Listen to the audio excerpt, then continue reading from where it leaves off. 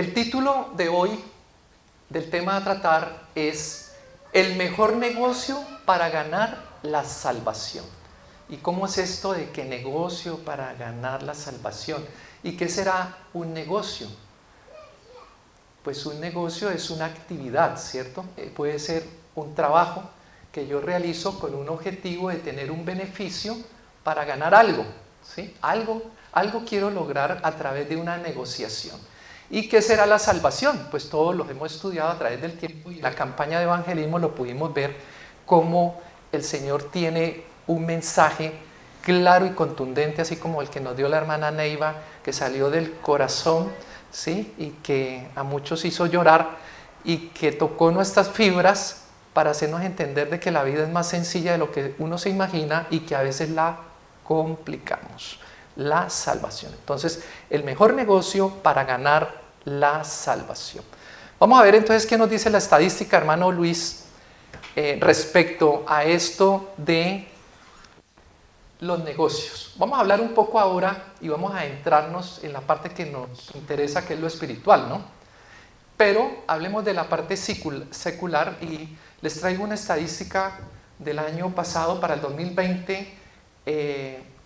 Los negocios más probables para lograr más objetivos y beneficios eran los que tenían que ver con las capacitaciones en línea, los fitness y vida saludable, productos de belleza, una nueva forma de turismo, comercio electrónico, impresión 3D, impulsa tus redes sociales, atención a adultos mayores, relajación y venta de productos orgánicos.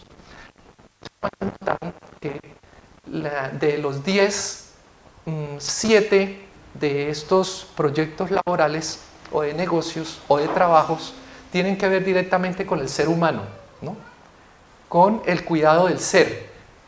Pareciera que la humanidad está preocupada por su presentación no solo física, sino de salud, porque la salud vale más que el oro, ¿no? ¿De qué sirve tener un buen negocio, tener una linda familia, una buena casa, pero si no cuido mi salud? Y mire que eso es lo que el mundo quiere. Y ahí nosotros como iglesia tenemos una labor bien importante. Tenemos la Reforma Pro Salud. ¿Sí? Qué bonito, ¿no? Tenemos un mensaje que dicen los estudiosos que es la mano derecha del evangelismo, que a través de ese medio podemos llegar ¿a qué? A las comunidades. Y mire que fitness y vida saludable. Los fitness es que la gente se quiere ver atlética y que quiere hacer ejercicio y sentirse vital. La belleza, el turismo, el descanso, quiere pasear. Yo me alegré ahora y vamos a cobrarle al hermano Nelson, no, hermano Arturo, vamos a sería muy bueno que tuviéramos un paseo. En el cuarto punto, turismo. Muy bien, pero también miremos la otra parte, hermano Luis. ¿Qué nos dice la estadística? Negocios que hacen daño a la sociedad. Vamos a ver las dos partes. Lo que nos beneficia, lo que nos gusta, lo que puede ser productivo, pero también lamentablemente hay negocios que hacen daño a la humanidad. Bueno, hay muchas cosas, ¿no? Ahora se habla mucho del cuidado del planeta, pero hablemos del tema que tiene que ver hoy, que es el mejor negocio para ganar la salvación. Negocios que hacen daño a la sociedad. Los que son ilícitos, obviamente aquí podríamos hablar de muchos negocios ilícitos, suficiente con las noticias, ¿cierto? Para que el hermano Fernando venga aquí a repetir lo que ven en las noticias. Venta de licores, todo negocio que esté relacionado con la venta de licores. Venta de cigarrillos, casinos o casas de juego y otros que no puedo mencionar. Estoy acá en el púlpito, mejor que de mi boca no salga ese tipo de negocios que corrompen y dañan la moral de las mujeres. Esa es la estadística. Vamos con la siguiente diapositiva. ¿Y cuál sería la causa? Y ahora vivimos la consecuencia de todo esto que debemos enfrentar como sociedad y como iglesia. Vamos a leer de Génesis capítulo 3, 16 al 19. Abran sus Biblias. Génesis capítulo 3, versículo 16 al 19. ¿Y qué pasó allí, no? En el Edén. cuando todo era ideal, ¿no? El plan original de Dios, pero cómo nosotros lo desvirtuamos. El versículo 16 dice, a la mujer dijo, multiplicaré en gran manera los dolores en tu preñez, con dolor darás a luz los hijos, y tu deseo será para tu marido, y él se enseñoreará de ti. Versículo 17. Al hombre dijo, por cuanto obedeciste a la voz de tu mujer y comiste del árbol de que te mandé diciendo, no comerás de él, maldita será la tierra por tu causa, con dolor comerás de ella todos los días de tu vida. 18. Espinos y cardos, te producirá y comerás plantas del campo. 19. Con el sudor de tu rostro comerás el pan hasta que vuelvas a la tierra, ¿no? A la tierra prometida, de nuevo al Edén. Porque de ella fuiste tomado, pues polvo eres y al polvo volverás. Tremendo, ¿no? Miren las consecuencias de lo que sucede cuando uno desobedece a Dios, y una es que ahora la mujer iba a estar sujeta a su marido en cierta forma. Voy a parafrasear, por favor no me vayan a malinterpretar, pero eso tiene una aplicación en el contexto de que la mujer ahora se encargaría de los hijos, estaría allí en su casa, y el hombre era el que debía ir ¿a qué? A trabajar, no porque la mujer no trabajara en casa, ojo, sino que el que tenía que salir a buscar el sustento diario era el hombre. Ahora vemos entonces que hay que trabajar no por un gusto, un placer o mantención de lo que el Señor había dado, sino que ahora sería necesario tener que ser productivo para ganar las lucas. Las lucas, para los que no saben, en Chile es dinero, plata, ¿no?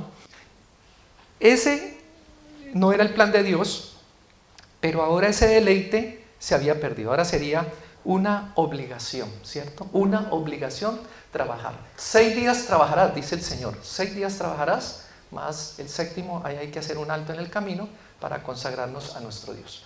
Muy bien. Avanzamos.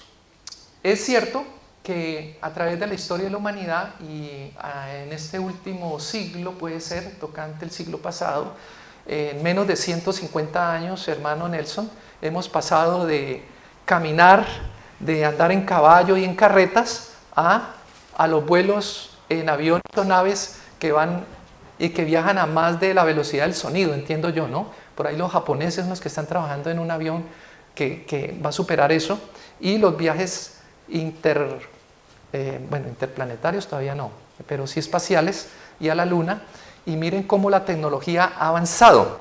Pero esto ya había sido profetizado. ¿Por qué hablamos de esto? Porque esto está dentro del contexto de lo que tiene que ver con el tema de hoy, y que es qué tipo de trabajo debiera yo tener, o qué tipo de negocio que agrade al Señor, que sea útil a la sociedad y que no haga daño. Vamos a ir a Daniel capítulo 12, versículo 4. Daniel 12, versículo 4.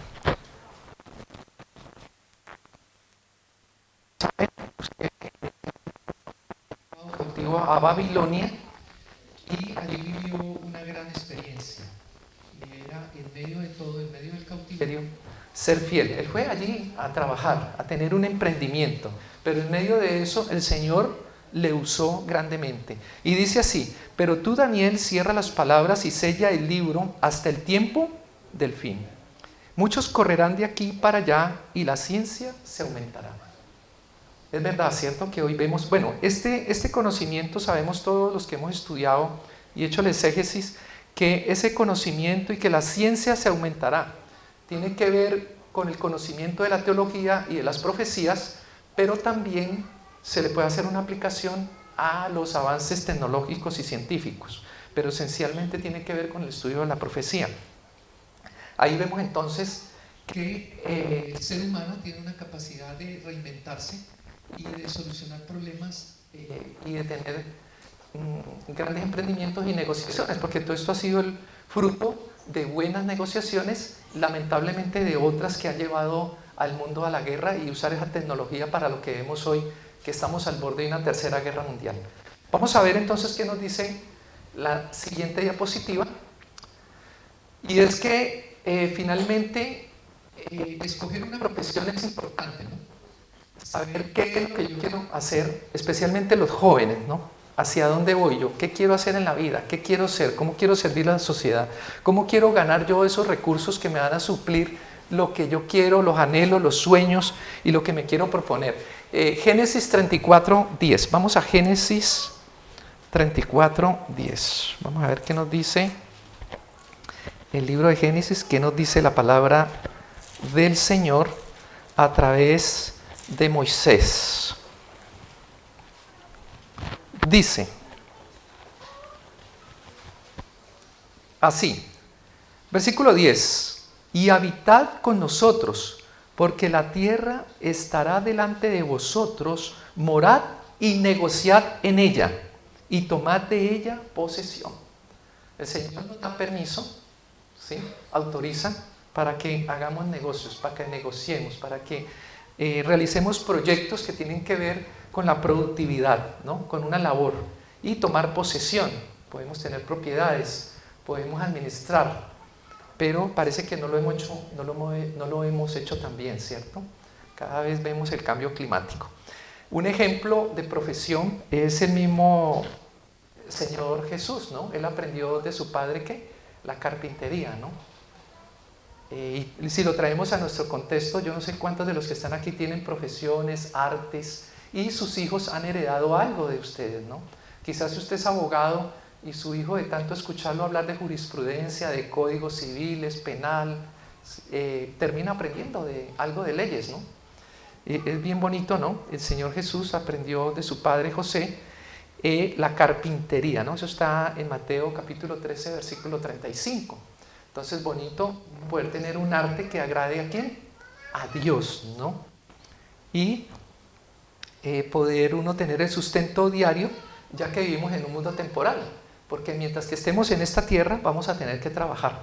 Mire que en estos días yo leía un artículo, veía un documental de los judíos. Los judíos en promedio, ellos no se proyectan para pensionarse. Ojo, no estoy diciendo que sea malo o no sea bueno pensionarse, sí es importante pensionarse, pero su mentalidad no se enfoca en eso. Ellos dicen que mientras vivan van a ser productivos y siempre van a trabajar. Mientras haya oxígeno, mientras que tengamos aire y fuerzas, van a ser útiles a la sociedad y sobre todo a la iglesia. Los judíos tienen bueno, eso está en la Biblia, ¿no? No es que se lo inventaron los judíos. Esa es toda la instrucción que el Señor da en su palabra. Si lo estudiamos está allí, porque los judíos, ¿de dónde sacaron su estilo de vida? De aquí, de la palabra de Dios, ¿no? Ayudar al necesitado, a las viudas, hacer obras de caridad, ¿sí? Una fe sin obras es una fe muerta, ¿no? Ojo, no justificado por las obras, sino por la fe. Muy bien, vamos entonces a avanzar un poco, pero lamentablemente vemos cómo la guerra, ¿no? La guerra también es un negocio. ¿Sabían ustedes que de los negocios más millonarios que hay en el planeta es la guerra? ¿Cuánto creen que cuesta un misil o un arma? ¿Por qué tanto tráfico en Chile de armamento? Bueno, en Colombia también, la guerrilla, pero acá no lo tiene la guerrilla, ya los ciudadanos comunes se están armando, ¿sí? En el sur de Chile. ¿Y por qué es un gran negocio? ¿Y por qué ahora la PDI y las fuerzas militares y los entes civiles están persiguiendo esto? Porque primero destruye la humanidad, dañan, causan robos, tantas encerronas, miles de encerronas en el año, ¿sabían? Y de portonazos. ¿Y con qué lo hacen? ¿Con qué amenazan a la gente? Con armas, ¿no? Es un negocio ilegal, venta de armas. Bueno, también hay otro que es legal, hay quienes compran de manera legal un arma. Y tenemos en Daniel capítulo 8, versículo 27. Daniel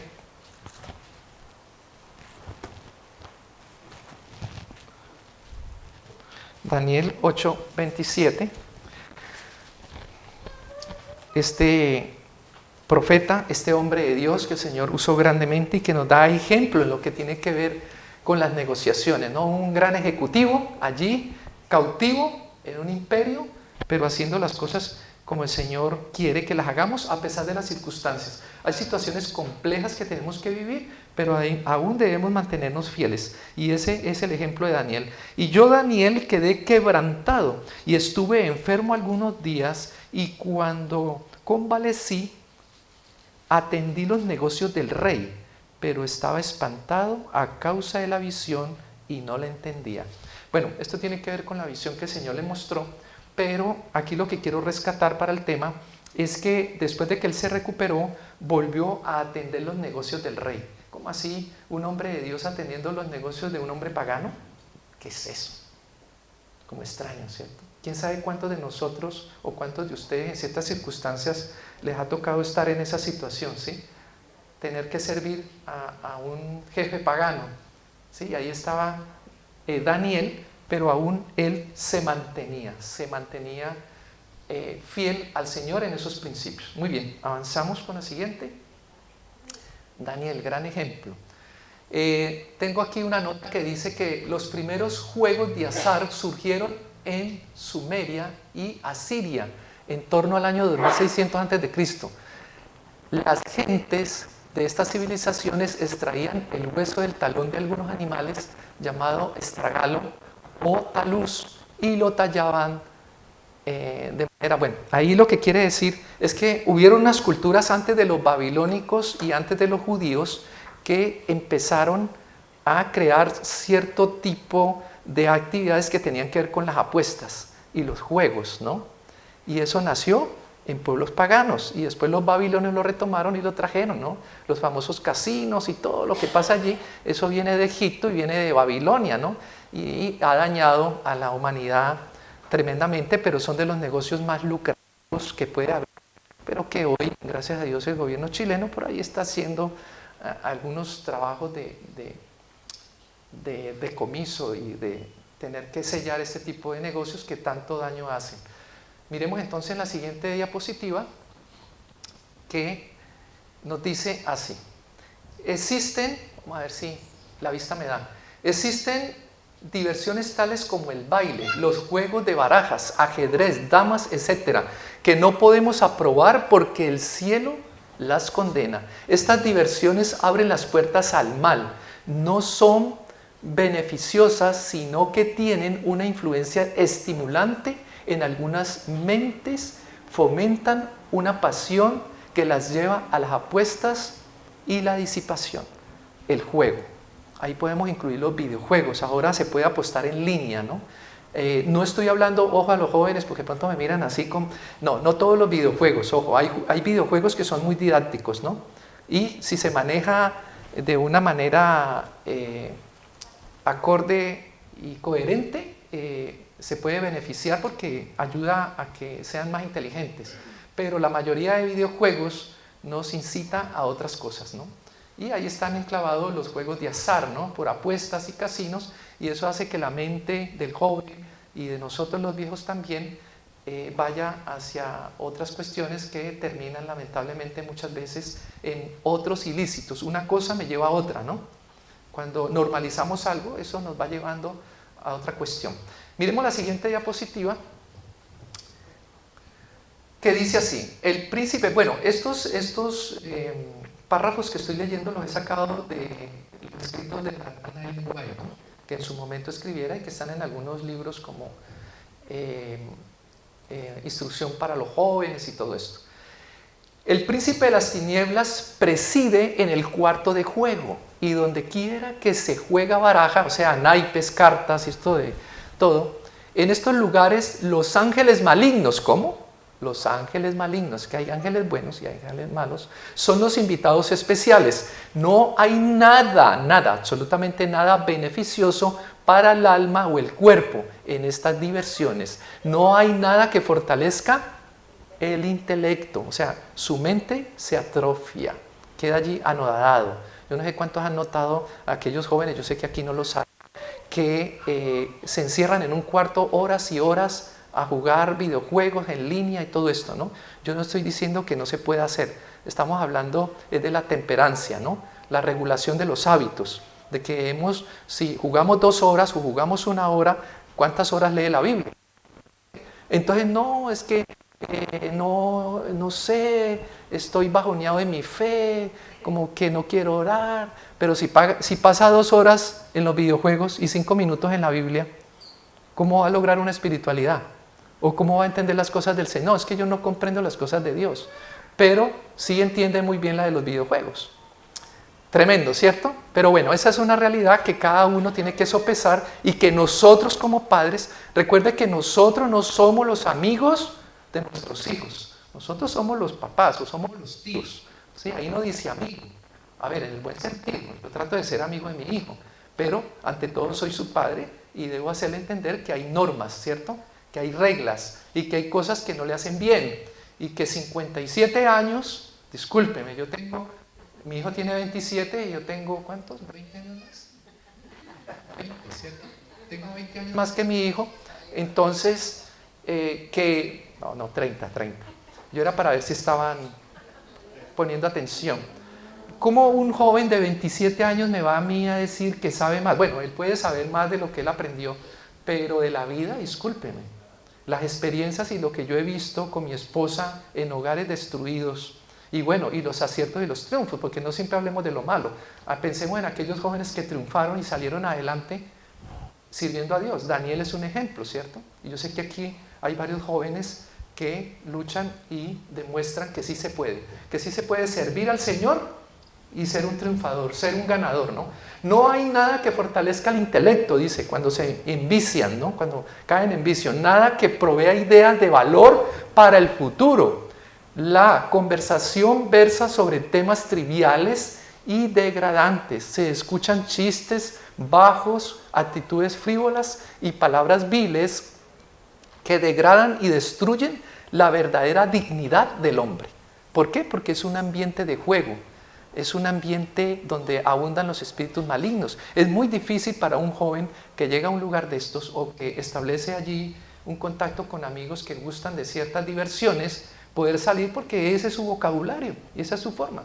Si usted empieza a andar con amigos de la PDI o usted empieza a andar con amigos que son pilotos, seguramente termina siendo de la PDI o termina siendo piloto. Depende, ¿cierto? Depende, usted que fue policía ya no fue mala, ¿cierto? Usted fue buena, ¿cierto? Bueno, ella fue una de las pocas excepciones de la policía secreta de Venezuela que fue buena gente.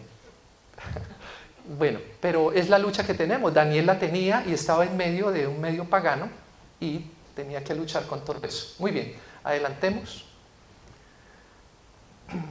Pero ¿qué pasa a veces con los gobiernos, no? Con las constituciones y las leyes y las constituciones y toda esta discusión, no vamos a hablar de política, pero a veces hay una incoherencia entre lo que el gobierno dice, enseña y quiere, entonces persigue a los delincuentes, persigue al drogadicto, pero no crea fundaciones o estamentos para hacer un plan de contingencia o preventivo. Sí, poco. Se habla más de tener un pie de fuerza de yo no sé cuántos miles. Ya Chile, ¿sabían que Chile empezó a comprar aviones para una guerra, se está preparando para una guerra internacional? ¿Sí? Empezó a comprar de los aviones más modernos que tienen los Estados Unidos. Así que no sabemos lo que viene. Y hay a veces incongruencias con las leyes. El impuesto del alcohol y de los casinos, el gobierno saca para darle beneficio a las clínicas y a los hospitales. A ver, si usted se emborracha, hace daño, si usted va, se vuelve ludópata y se enferma en el casino, pero como eso es millonario y eso da un impuesto, ese impuesto se usa, pareciera una doble moral, ¿no? Se usa, yo no estoy hablando de Chile, investiguemos un poquito a ver si es Chile o Colombia. Entonces pareciera que hay una doble moral, ¿no? Por un lado se hace daño, pero de lo que se hace daño yo me gano un lucro. Es como el que es narcotraficante, ¿cierto? Entonces gana sus beneficios, pero viene y construye una iglesia, algo así, ¿no? O da una ofrenda para mejorar el templo. No sé cómo lo verá el Señor, ¿cierto? Estoy parafraseando un poco y quizás especulando, pero por eso es importante ir ¿a dónde? A la palabra del Señor.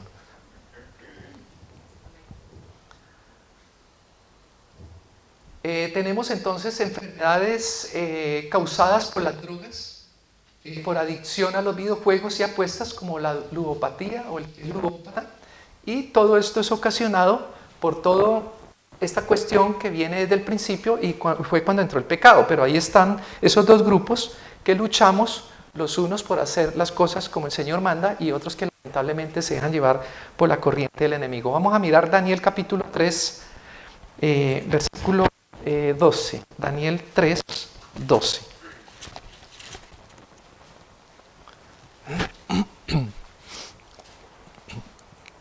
Dice así, versículo 12. Hay unos varones judíos los cuales pusiste sobre los negocios de la provincia de Babilonia, Sadrach, Mesach y Abed-nego. Estos varones, oh rey, no te han respetado, no adoran tus dioses, ni adoran las estatuas de oro que has levantado.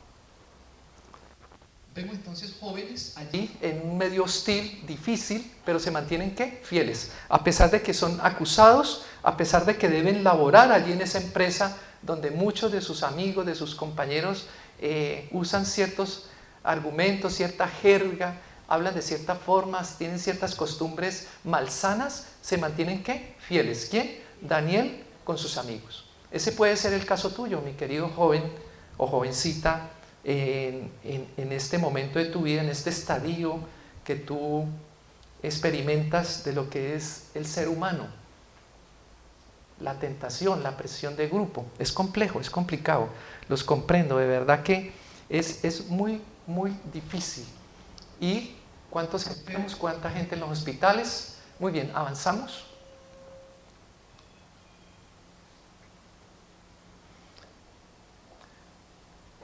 El mejor negocio para ganar la salvación.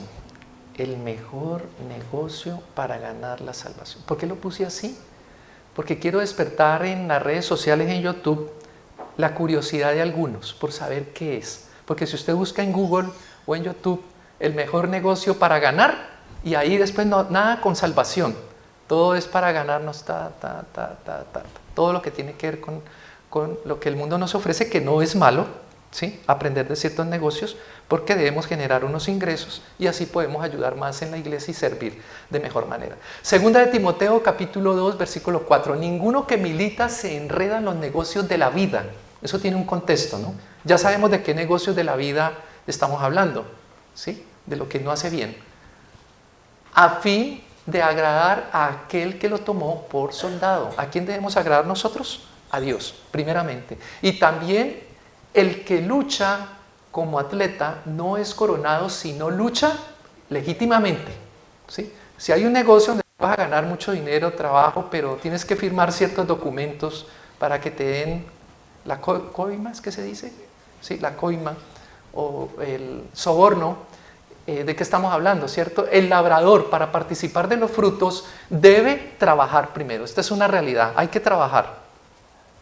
Conversaba con mi hijo en estos días y me decía, papá, no sé qué, que viene mi primo, que vamos a ir a la montaña, no sé dónde.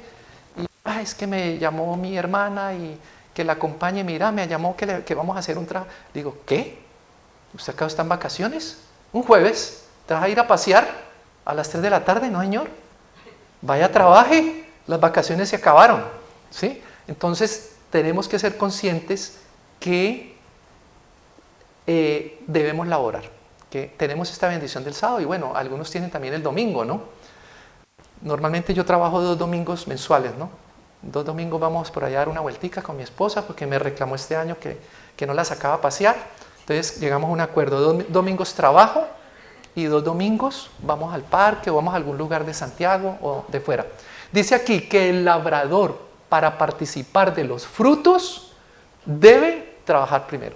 Pero ¿qué quieren hoy día los jóvenes? ¿Sí? Han visto los noticieros, ¿no? De los que capturan, ¿no? En esos portonazos y de 4, 3 son adolescentes y uno adulto. ¿Por qué? Porque quieren dinero fácil, dinero rápido, sin trabajar. Irle a quitar al que sí se esfuerza por tener sus cosas. Considera lo que digo y el Señor te dé entendimiento en todo. Tremendo, ¿cierto? Ahí podemos ir sacando conclusiones. Avancemos sobre la siguiente diapositiva. Dice aquí que Lucas capítulo 2 versículo 49 dice, entonces él les dijo, ¿por qué me buscáis? ¿No sabías que en los negocios de mi Padre me es necesario estar? ¿Cuál es el ejemplo del Señor Jesús? Que así como tú, joven, adulto mayor inclusive, estás pensando en un proyecto, en un emprendimiento, en un trabajo, qué sé yo, en una negociación, lo primero es pensar en los negocios ¿de quién? De mi Padre, porque el Señor Jesús estaba primero en los negocios de su Padre, atendiendo la obra misionera, sirviendo en la iglesia, y lo demás vendrá por añadidura. Segunda de Timoteo capítulo 3 versículo 15, y que desde la niñez has sabido las Sagradas Escrituras, las cuales te pueden hacer sabio para la salvación por la fe que es en Cristo Jesús. Ahí nosotros vamos a ir concluyendo, vamos a ir avanzando en la siguiente diapositiva, porque ya tenemos los argumentos como para decir que lo primero que debemos nosotros saber es que debe haber un propósito en nuestra vida. ¿Cuál es el propósito tuyo en tu vida? Al tener un trabajo, al tener una profesión, ¿cuál es tu propósito? Seguramente a algunos les va a tocar vivir circunstancias muy difíciles y quizás caigan a trabajar en un casino o en un lugar donde se vende licor por alguna cuestión, porque la vida de cada uno es respetable y hay un metro cuadrado en el cual yo no puedo entrar a la vida del otro. Pero cada persona en esa experiencia tiene que preguntarle a Dios, ¿cuál es el propósito de que yo esté aquí en este lugar hoy? ¿Sí? Estoy hablando de un negocio X que hace daño a la sociedad. ¿Cuál es el propósito? Pero salir de allí, ¿no? En la brevedad, salir. Entonces, esa es una de las conclusiones.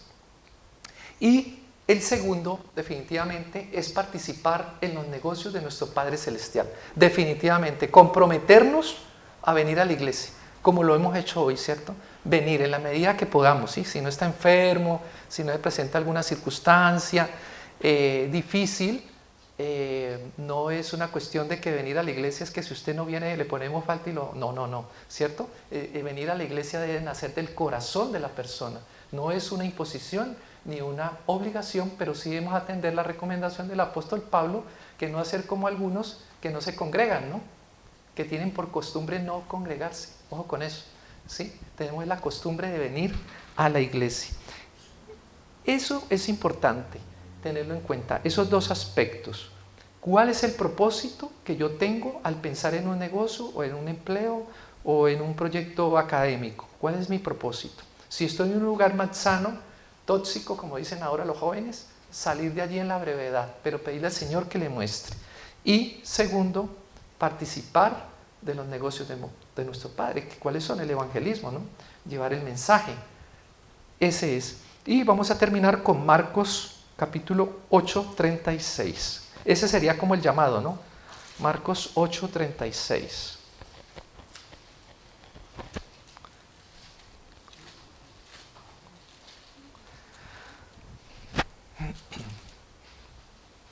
Dice así: ¿por qué? ¿Qué aprovechará al hombre si ganara todo el mundo y perdiere su alma? Vamos a repetirlo. ¿Qué tal si lo repetimos todos? ¿Listos? ¿Listos? ¿Tienen el texto? Levanten la mano. ¿Cuántos tienen el texto? Amén, amén. Bueno, vamos a empezar. Sí, la versión 1960. Dice así, 1, 2, 3, ya. ¿Por qué? ¿Qué aprovecha al hombre si ganare todo el mundo y perdiere su alma? Ese ha sido el mensaje de esta mañana y como dice un amigo mío, lo bueno, déjelo. Lo malo, déjelo pasar. Tiene toda la razón. Amén.